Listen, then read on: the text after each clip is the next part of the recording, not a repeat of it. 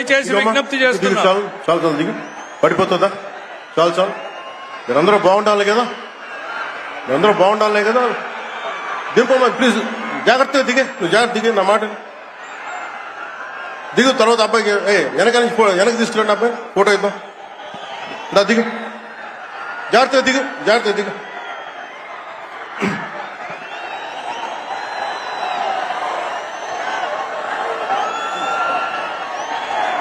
పుట్టపర్తి నారాయణాచార్యులు గారు రచించిన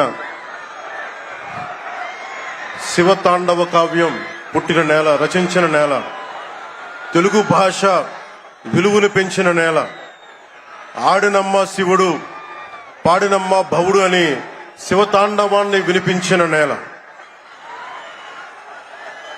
ఈ నేల ఒక పుట్టపర్తి నారాయణాచార్యులు,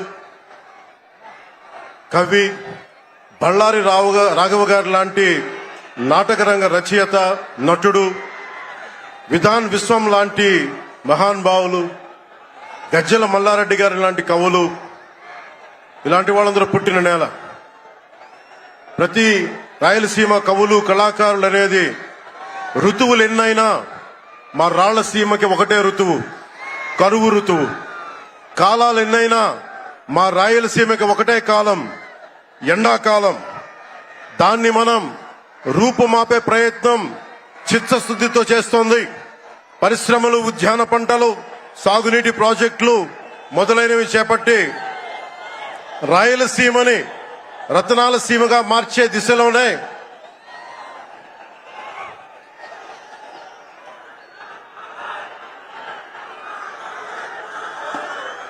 ఈ రోజున మేమందరం గౌరవ ముఖ్యమంత్రి గారి చంద్రబాబు నాయుడు గారి నాయకత్వంలో మేము ముందుకున్నాం.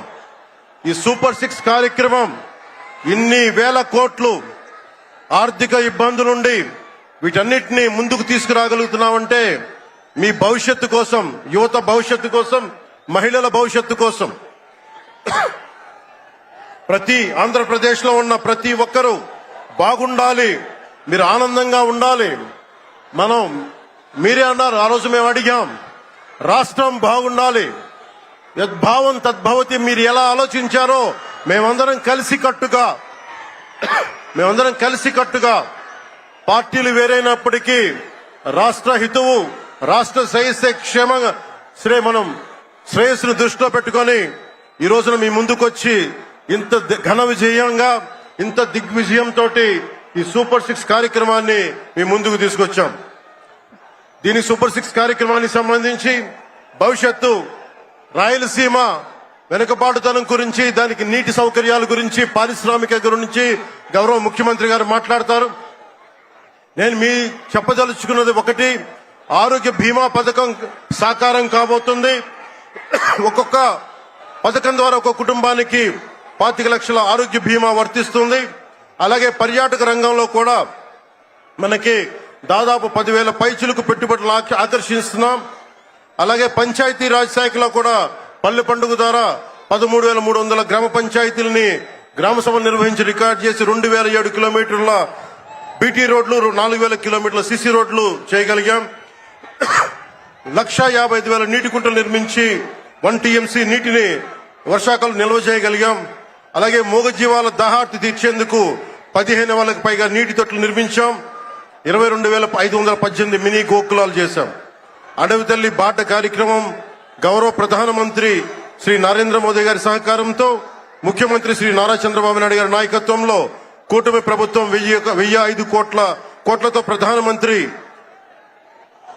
PM జన్మన్ పథకం, మహాత్మా గాంధీ జాతీయ ఉపాధి హామీ పథకం ద్వారా రాష్ట్ర ఉపాధి హామీ పథకం 625 గిరిజన గ్రామాలని అనుసంధానిస్తూ 1,069 కిలోమీటర్ల రోడ్ల నిర్మాణం జరుగుతోంది. గర్భిణీ స్త్రీలకి డోలీ మోతల నుంచి విముక్తి కలిగించాల లక్ష్యంతో ముందుకెళ్తున్నాం. 7,910 కోట్లతోటి జల్ జీవన్ మిషన్ కి ప్రాజెక్టులు చేపట్టాం. అటవీ విస్తారణ పెంచే లక్ష్యంలో 1 కోటి మొక్కల నాటే కార్యక్రమానికి శ్రీకారం చుట్టాం. కర్ణాటక ప్రభుత్వానికి నుంచి సహకారంతో 4 కుంకి ఏనుగులను తీసుకొచ్చాం. అలాగే శాంతి భద్రతల పరిరక్షణ వ్యవహారంలో భేదాలు చూడకుండా ముందుకు వెళ్తామని శాసనసభ సాక్షిగా గౌరవ ముఖ్యమంత్రి శ్రీ నారా చంద్రబాబు నాయుడు గారు స్పష్టం చేశాం. నేను అదే మాట చెప్పాను. ఆ మాట కట్టుబడే ముందుకు వెళ్తున్నాం.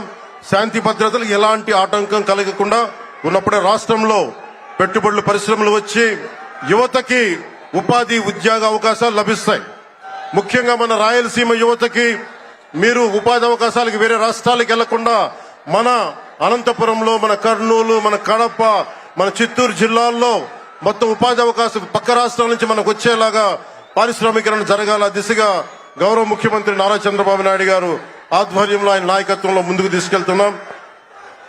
కూటమి ప్రభుత్వం ప్రతి అడుగులోనూ త్రికరణ శుద్ధితో పనిచేస్తుంది. గౌరవ ప్రధానమంత్రి శ్రీ నరేంద్ర మోదీ గారి వికసిత్ భారత్ విజన్ దిశగా గౌరవ ముఖ్యమంత్రి శ్రీ నారా చంద్రబాబు నాయుడు గారి నాయకత్వంలోని కూటమి ప్రభుత్వం ముందుకు సాగుతూ 2047 నాటికి ఆంధ్రప్రదేశ్ ని దేశంలో నెంబర్ 1 రాష్ట్రంగా తీర్చిదిద్దుతామని మీ అందరికీ తెలియజేసుకుంటూ జై భారత్, జై హింద్.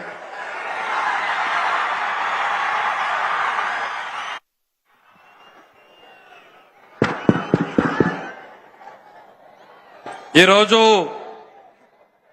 ఈ సభా కార్యక్రమంలో పాల్గొనాల్సినటువంటి 2 వ్యక్తులు రాలేకపోయారు. యువగళం నాయకుడు, యువతరాన్ని నడిపించినటువంటి నాయకుడు శ్రీ నారా లోకేష్ గారు ఈ సమావేశానికి ప్రధాన వక్తగా రావాల్సింది. అయితే నేపాల్లో చిక్కుకుపోయినటువంటి తెలుగు వాళ్ళని కాపాడడం కోసం గౌరవ ముఖ్యమంత్రి గారి ఆదేశాలతో ఆయన అమరావతిలోనే ఉండి ఆ కార్యక్రమాన్ని పర్యవేక్షించడం వల్ల రాలేకపోయారు. మరో వ్యక్తి మన అఖండ బాలయ్య గారు రావాల్సింది. ఆయన అనారోగ్యంతో ఆయన ఆగిపోవాల్సినటువంటి పరిస్థితులు వచ్చినాయి. చివరిగా బాబు దయచేసి మీరు 10 మంది కలిసి సమావేశాన్ని డిస్టర్బ్ చేయొద్దు. మీరంతా మన కూటమి సభ్యులు. ఈ సభ మనది, విజయవంతం కావాలి.